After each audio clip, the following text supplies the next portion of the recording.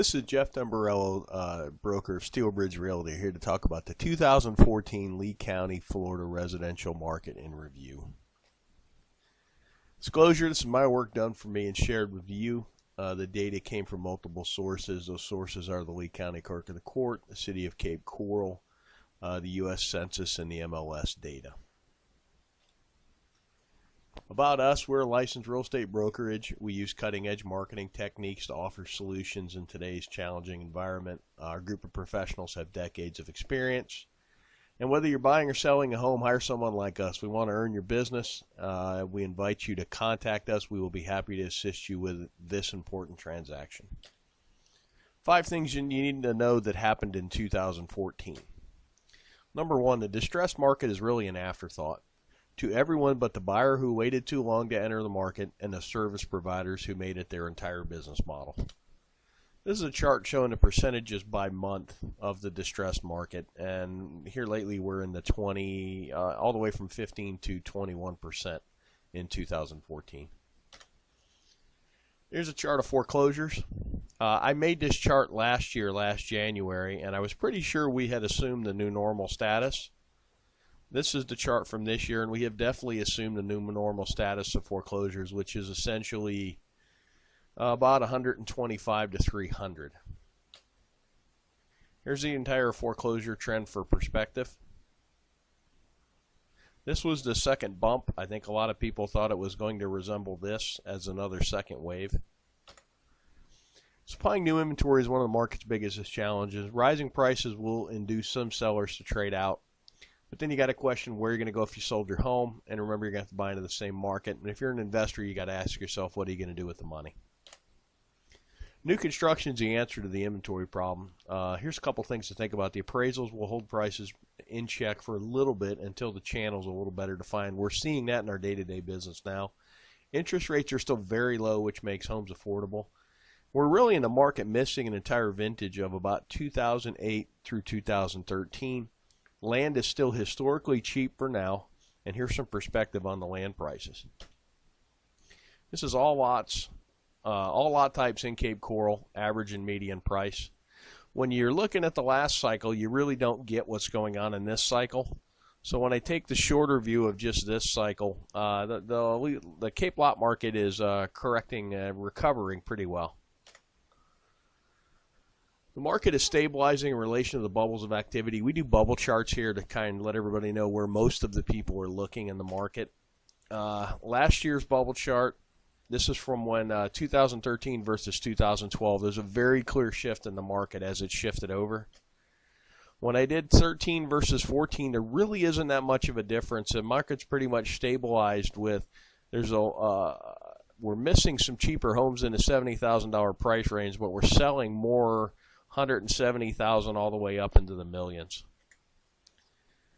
This chart's a neat chart. It shows the last cycle and this cycle by pricing. The red line being the last cycle, the blue line being the current cycle. And you can see that we mimicked the last cycle for a while, and then you're starting to see 04 and 05 in the last cycle pulled wildly away to where we're just getting slight price increases, but not like we did before. And this is really a function of the banks aren't giving out crazy loans. There's no stated income, no stated asset loans. So this is a sustainable market that's actually driven by sensible leverage. Some perspective, we operate in a seasonal and a cyclical market. The seasonality is really determined by our weather. Up north, when it's warmer, is when they're busier in the real estate market. Here, when it's a little cooler, is when we're busier in the real estate market. The cyclical part of our market is governed by demographics, and we're going to talk about something, seasonal pricing bumps as well. Right now, we're in a sustainable boom. MIM is money in motion. It's every dollar that flowed through. This is actually dollars sold by realtors. And we had an 8.7 increase in the actual volume in the market. The amount of transactions went up 1.1%. The median is actually rising faster than the average, which shows the bottom of the market is coming up faster than the market itself is correcting. The percentage of bank-owned properties jumped up slightly from 13.6 to 15.05, where short sales really fell off the map. They were 8% of the market in 13, and they're only 3% of the market in 14. And another neat thing to look at, cash sales in 2013, 60.7% were cash in 2013.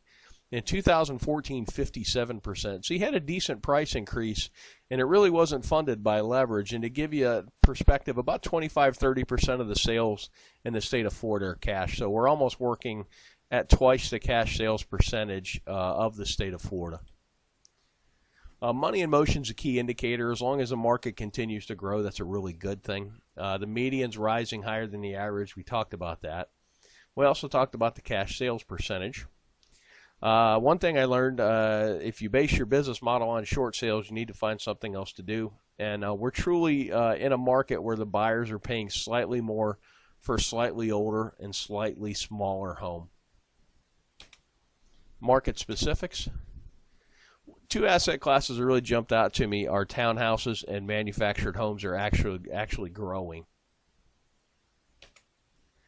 By property types, what's interesting to me is the manufactured homes are up 20% in sales counts, as are the townhouses. And when you look at the price increases, they're probably some of the lowest price increases, and that's the market seeking a good quality buy, basically. The single-family homes are up 7%. They just about mimic the market as a whole.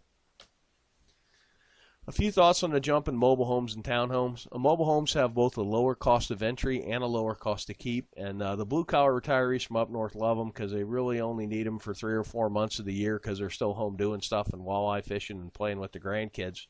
But it's a nice, affordable home to get out of the cold weather. Townhouses kind of represent the same if you're adverse to a mobile home purchase. And really and truly, we found within the market that as the site-built homes hit a certain number, the manufactured homes take off, and it's about 3 to 1. So if a site-built home was trading for $300,000, the manufactured homes at $100,000 represent a lot of value to a retiree buyer. This is kind of what happened by city. 2014, what happened by city. And just a year-over-year difference. Punta Gorda's really burnt store, up 15%. That's pretty good. Lehigh Acres up 13%. And when I look down, Captiva's up 27%, which is pretty impressive. Things to watch in 2015.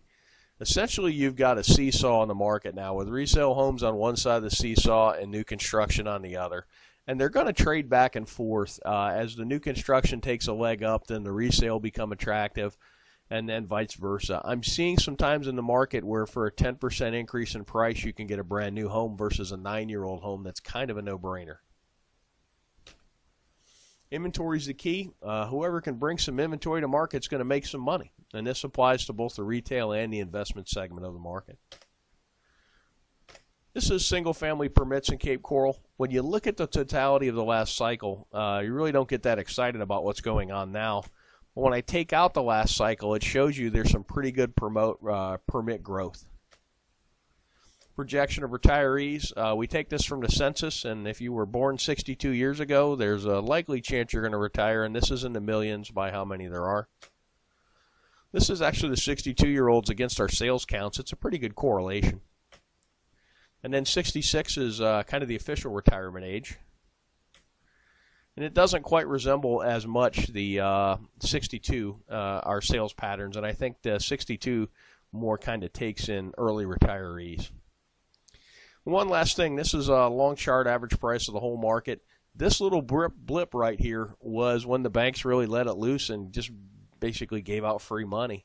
And that's kind of what we're looking for now is everybody's looking for when this time is coming back, and it's really going to be tied to leverage. We were in a boom, which is what we're in now as the market went up to here. And then when the banks went crazy, and you also had Hurricane Charlie in here, which took a little inventory and dumped some insurance money into the market, which kind of overheated it a little more. But this was based on easy money and basically turned into a mania. And that's kind of what you got to watch for now is loan programs. If you have any thoughts or questions, why don't you give us a call at the office at 239-694-3300, and my extension is 102. And you can always, if you're watching this video, click the link below the video and fill the form out, and we will be in touch with you. Thanks for watching, and make it a great day.